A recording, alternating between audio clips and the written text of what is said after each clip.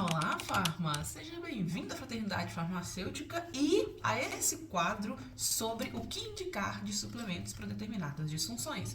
Este é o primeiro vídeo do quadro e, ao invés de trazer para você aqui o que indicar para determinada disfunção, eu resolvi trazer para você alguns pontos importantes sobre a prescrição e as primeiras coisas que você precisa considerar antes de fazer uma prescrição. E o quinto ponto é o mais importante disso aqui, então presta atenção. O primeiro ponto é você conhecer o real significado da IDR, né? E por que a gente não vai utilizar ela.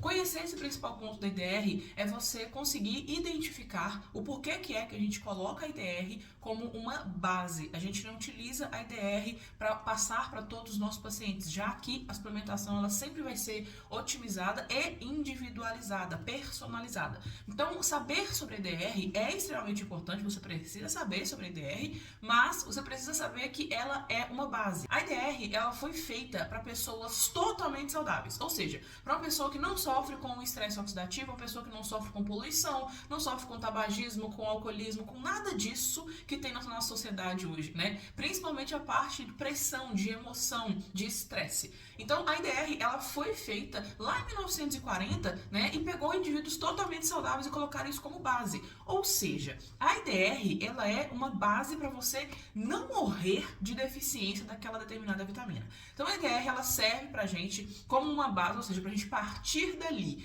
E aí, partindo da IDR, a gente consegue encontrar, de acordo com vários outros pontos, a suplementação necessária que a gente vai colocar para cada paciente. Segundo ponto, conhecer sinais e sintomas e entender sobre os principais causadores de doenças. Sim, você precisa entender quais são os 4 pilares da doença e o que esses 4 pilares têm a ver, né, com todas as doenças. Esses 4 pilares são os causadores de 99% das doenças. Se a gente conseguir encontrar qual desses está mais sobressalente naquela pessoa, a gente consegue pegar pelos sinais, pelos sintomas, pelo relato daquele paciente, ou seja, através de uma boa anamnese, e a gente consegue pegar esses sintomas e enumerar, colocar por prioridade em relação ao que mais está afetando aquele paciente. Então você consegue, através desses 4 pilares da doença, identificar qual deles está mais forte e conseguir fazer a dosagem do seu suplemento de acordo com esses causadores de doenças. Terceiro, conhecer os estudos que foram publicados com aquele determinado nutriente em uma determinada doença. Sim, parece muito complexo, mas é muito... Depois que a gente começa a estudar sobre isso, é muito tranquilo da gente encontrar, tá? Os estudos hoje são mais fáceis que a gente encontre, principalmente as evidências, os artigos sobre determinados nutrientes, né? E agora a gente consegue encontrar mais, né, de acordo com cada doença específica. Na minha época, né, na época que eu comecei a estudar sobre suplementação, a gente achava só artigo em inglês, ainda assim continua só achando artigo em inglês, mas hoje acha com mais facilidade. Então, o fato de você conseguir achar com mais facilidade, você consegue ter esses nutrientes de maneira mais assertiva, você consegue ter isso de maneira mais...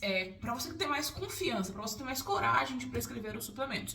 Então, o ideal é que você tenha esses artigos, né, e vá anotando o que você foi encontrando em relação a dosagens, qual doença que foi utilizado, para que você consiga, né, lembrar disso quando você pegar um paciente específico. Vamos supor, você viu em um artigo científico que o ácido alfa-lipoico foi utilizado lá na síndrome do túnel do carpo, ou seja, uma coisa que não tem a ver com a outra. Quando chegar um paciente com você para você com essa reclamação, você vai lembrar disso, você vai lembrar que você viu esse artigo e vai lembrar que teve sucesso na utilização do ácido alfa-lipoico na síndrome do túnel do carpo. Então você vai indicar esse suplemento a mais para o seu paciente, porque você sabe que isso ajuda no funcionamento. Esse 4º ponto é extremamente importante porque você vai juntar o terceiro ponto com a sua prática clínica. Você vai precisar comparar as evidências científicas com a prática clínica para você aprender a retirar os vieses desses estudos. Sim, a gente ainda tem que fazer muito isso, porque existem muitos estudos hoje que aparecem pra gente, principalmente na parte de indústria, né, que chega pra gente com mais facilidade, e esses estudos têm alguns certos vieses ali dentro. Às vezes eles foram feitos pela própria indústria, às vezes foram feitos pelo CEO da indústria, ou simplesmente foi feito de maneira mal feita mesmo. E você vai precisar aprender a comparar essas evidências científicas com a sua prática clínica e com o que o seu paciente vem relatando de acordo com cada nutriente, para que você consiga fazer a ideal prescrição e principalmente ter segurança para prescrever isso.